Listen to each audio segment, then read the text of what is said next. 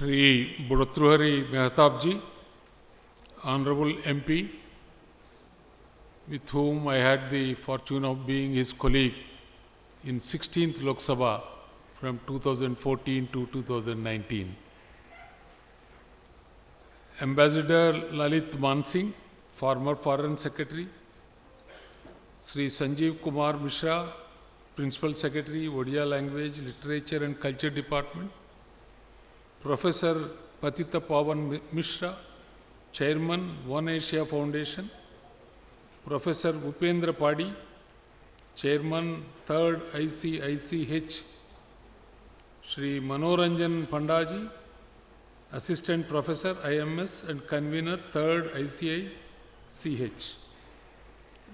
Distinguished delegates, participants, ladies and gentlemen, I am privileged and much delighted to join you all today here in this international platform, the 3rd International Conference on Indian Cultural Heritage, on an inspiring and most relevant topic, Kalinga and Southeast Asia, the Civilization Connect. I also extend my heartfelt congratulations to Odia Language, Literature and Culture Department, Government of Odisha, Utkal University and Institute of Media Studies for their unwavering effort in establishing a connecting link between the glorious past of ancient Kalinga and its vibrant present with a reference to the current international scenario. Kalinga, the modern Odisha, an eastern Indian state being strategically located on the Bay of Bengal, has a profound legacy of significant maritime connectivity, trade, cultural exchange, and exploration with the Southeast Asia since 2 millennia. With a long maritime tradition, the people of the region had gone to Southeast Asia with regions across, including present-day Indonesia, Malaysia, Myanmar, Thailand, Cambodia, and Vietnam, and left an imprint on its society and culture. This rich history of cultural, economic, and technological exchanges provides critical lessons for strengthening contemporary regional ties and fostering sustainable development in Southeast Asia. The archaeological findings, inscriptions, architectural designs, religious beliefs, customs, and place names underline the role played by the Odissean people in Southeast Asian history and culture. Kalinga's maritime endeavors facilitated cultural exchanges that were instrumental in shaping Southeast Asia's religious and socio-cultural landscape. The spread of Indian cultural elements to Southeast Asia owes much to the Kalinga seafaring merchants, missionaries, and settlers. It played a crucial role in propagating Hinduism and Buddhism to Southeast Asia. Architectural styles in Southeast Asia, such as the temples of Angkor Wat in Cambodia and Borobudur in Java, Indonesia, exhibit influences from Kalinga-style temple architecture. The spread of Indian epics, such as the Ramayana and Mahabharata, the dissemination of Sanskrit, Southeast Asia, all at least to the enduring impact of cultural and religious exchange. In this context, I would like to share my personal experience. I visited Bali, Indonesia, about 10 years ago. When I landed at the airport and came out of the airport, in the very first island of the road junction, I saw a magnificent statue of Lord Krishna on the four-horse chariot. I think he will be doing the Gitopadesh to Arjuna being on the chariot. I think it was very beautiful. I took the photograph. At the time I was member of parliament. I came to Andhra Pradesh. I gave it to my tourism secretary. Why don't you build such type of statue at one of the places in the state? But they did not build, but it's a very good statue I could remember seeing on the Bali roads. Not only that, in Bali, I was going to the sea coast where there were water sports. Then I was reading some letters, WIBSN, like that. But on the face of it, I could not understand it. Slowly I tried to read it, then I understood that is Vibhishan. Then I visited one temple on the sea coast. I heard that every day Ramayana, that dance is called Kachak.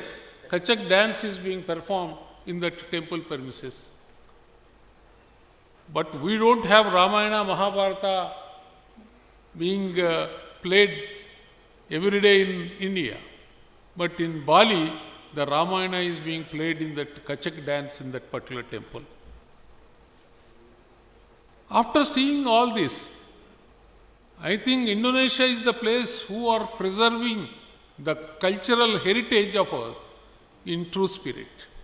They are the real preservers of our cultural heritage. I thought of mentioning one or two points of my visit to Bali. The people of Kalinga did not impose their culture, but rather enriched local traditions through interaction and mutual respect. I think that is one of the examples of Cantilo utensils being sold in on Vietnam roads. When I visited Cantilo along with the Honorable President of India recently, somebody presented me with those utensils. Very nice utensils. Very nice designs on the teacup and saucer. I thought of procuring those utensils and keep in Rajabhavan to give gifts for the other people coming from other places, other states, to showcase the artisanship of Odisha people. This approach fostered a syncretic blend of traditions that created harmonious societies.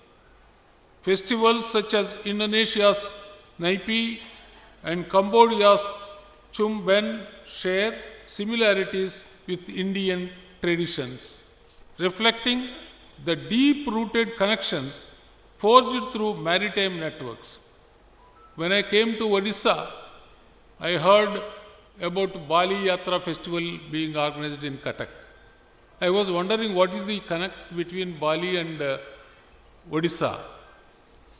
I was told that the maritime trade which happened from so many years between Cuttack and between the Odisha and Indonesia, to celebrate, to remember that particular event, Cuttack is celebrating every day this Bali festival on a grand scale.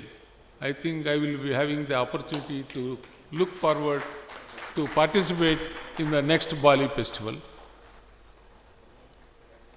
Promoting these shared histories through cultural festivals, education, and tourism can enhance regional identity unity.